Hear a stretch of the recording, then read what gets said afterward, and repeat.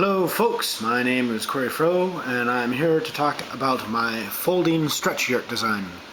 My folding stretch yurt design is based on the non-folding stretch yurt, which is a yurt that is designed to be 12 foot long, 6 foot tall, and 6 foot wide. For reference, this is a 4 foot by 8 foot panel. The hex-a-yurts are made of sheets of foam that you can buy in hardware stores. They're insulation foam. They have aluminum on the surfaces. Very opaque, so heat has a very hard time getting through. So I wanted to do as much assembly as possible at home. And that's one of the reasons I chose the stretch profile, because it actually is probably the easiest to turn into a foldable design. And I've succeeded in doing that. So the reason you don't want to assemble a hex-a-yurt on playa is because you have to use tape. There's a lot of wind, there's a lot of dust. Tape and dust don't mix. So you want to do as little assembly on playa as possible. And everyone understands this when they make their designs. But since most designs, the non-stretched designs, or the even taller designs, they don't accommodate folding very well. So the key here is starting with a design that could accommodate folding. Obviously there's still some assembly that needs to be done. 8 taped seams. And that in and of itself is a chore. It takes about half an hour to set up, but half an hour on the playa is an order of magnitude better than all day on the playa, because everyone could be charged for half an hour on the playa. Not many people can withstand hours of work on the playa. So let's go over the design. Key to the design. All of these pre-assembled, all these folds here represent pre-assembled taping jobs that you do in the comfort of your own home. These are the challenge, because to make something foldable you need to accommodate a range of motion.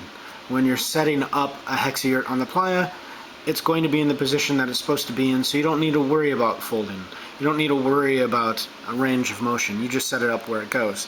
Here you have to have a little foresight, because you are going to be folding many of these seams at greater than 180 degrees. So let's start with this right here, because this is actually where we'd start folding. So if we're disassembling the yurt, we cut these seams, obviously, and then what we do is we fold this point down. If you noticed, I have marked this blue. That represents the outside. When I fold this down, you'll see that I've marked the inside red. That'll be important as we fold. So obviously, greater than 180 degree fold. It's not impossible. This is the first yurt I've ever built, so you don't need to be a yurt guru in order to make this happen. Just do this 4 times. So we've already folded those down. Now we want to bring them out like this. That'll be important. These seams right here do not require a large range of motion. So there we are. The next fold we're going to do is along this seam right here, which also has to go over 180 degrees. And that's unfortunate, because this is the longest seam. So it requires a lot of patience. You want to keep this seam up for as long as possible. So basically what you would do is you would drop it down like this, and then you would fold the walls up like so. Fold that up, obviously past 180 degrees. So boom. And then we fold these inward like that. And as you can see, because these panels are 4 foot by 4 foot, and this longer panel is 8 foot by 4 foot, they meet up pretty well right in the middle. And you do that again on the other side. Then you have a nice tight little bundle. I wrapped mine in tarp. I also had 3 sheets of 8 foot by 4 foot medium density fiberboard that I used as the floor. So when I set that up, I set 2 panels parallel to each other to make a nice 8 by 8 foot square, and then I tacked on another panel. It's where I anchored the entire yurt. So instead of using a bunch of stakes made of rebar everywhere, I would drill a hole for this point, this point, this point, this point, and then the points on the opposite side. And then I would just throw rope over the yurt, and basically I was roping the yurt down to the boards. And then when you put your stuff on the inside of the yurt, the entire structure is heavy and is not going to get blown away or blown down or anything like that. When you're making the panels, you're going to have a lot of spare pieces, pointy pieces right here. The remnants that aren't here are going to be useful for packing. On the bottom of the bundle, I take the remnants and I put them in place here to make sure that any weight that's on the yurt does not crush these here. So you want to protect these.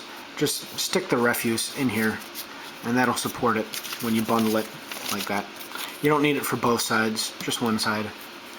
And my floor panels, they fit the same profile, so they just went on top and on bottom. And that's helpful too, because now you have a stronger material to keep it from penetration damage. When we're setting it up, like I said, it's important to start with the roof in the right place. Fold these out like so. You only have to do one side, then drop it down, boom. Move on to the next side, drop it down, boom. Then lift up and spread out. Helpful to have two people to do this, standing in here, pressing it apart, so that one person can come along and fold these under. If you have more people, definitely better. 3 people minimum. Alright, so now you've got 2 people under here holding it up, and you're in this state. Then you just begin folding these out, and immediately, if you can tape these seams right here, your structure is going to be a whole lot stronger.